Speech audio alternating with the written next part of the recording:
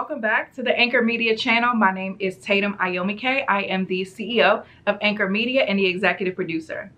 In this episode, we are going to answer a huge question that we get all of the time.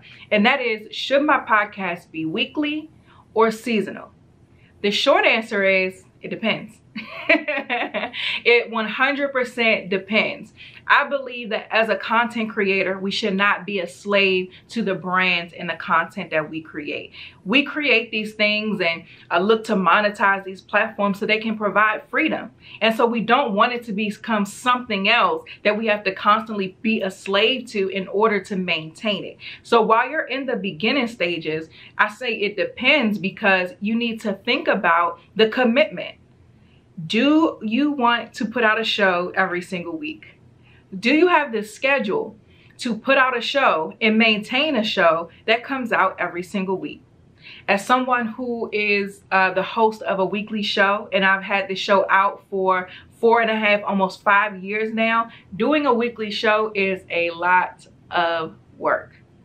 You will blink and it's time to record again. You'll blink, it's time to record again and put an episode out. And it can easily become frustrating and overwhelming when you have to keep up that pace. Of course, there are ways around that to where you can batch record episodes so that you're not doing it every single week. But still, think about the commitment that it takes to put out 52 episodes a year. And that's if you don't have bonus content or anything like that. Now, when it comes to the seasonal side, the seasonal shows allow you a little bit more time to take a break, right? So you can record a season, let's say it's 15 episodes. Then you can take a break for a month or two. You can really do it however it is that you want. That's the benefit of being a creator. We create, right? So you can do it however you want, but it gives you the opportunity to have your show come out for a set period of time, take a break, and then have it come out again. Now, a lot of people think that because they have a seasonal show, that means they're going to lose listeners during the off season, and that's just simply not true. Think about TV shows that you watch. You give up on a show because the season is over? No, you may be a little bit upset because this show has become a part of your weekly routine for a set period of time and you're into it, but you adjust. You take the break. Then when the show comes back, now you're excited again about the content now that you can get back into. So it's the same thing with podcasting. But what's even better about podcasting is that during that off season, people are still finding your show. So let's take it back to TV for a second. Think about Netflix.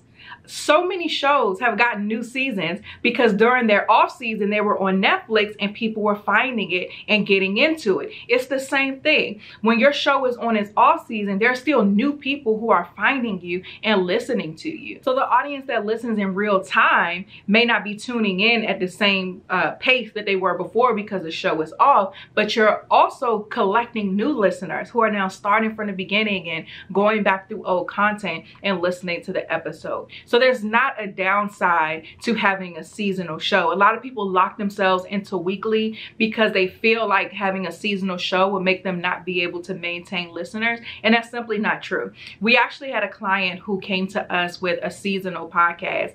And so she and I did an interview on our Instagram page, and we'll link it in the description for you. She was telling me how with using the strategies that Anchor Media provided, her listenership has not skipped a beat during the off season. In fact, her audience continues to grow and become more engaged during the off season because of what we taught her. And so it was just a real life example of how you can create a show that's seasonal so that you can get the most freedom of your time, but you can also still create something that people are listening to every single week, even if every week there isn't a new episode.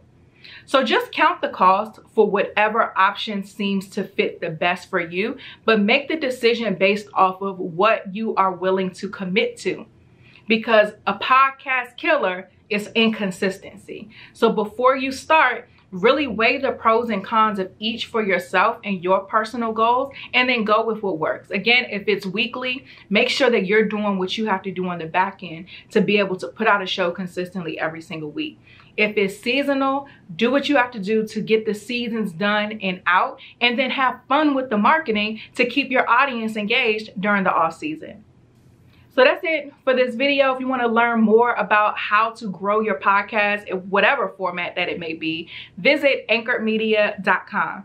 Again, don't forget to like, subscribe, and hit that notification bell so that you don't miss when we post another video.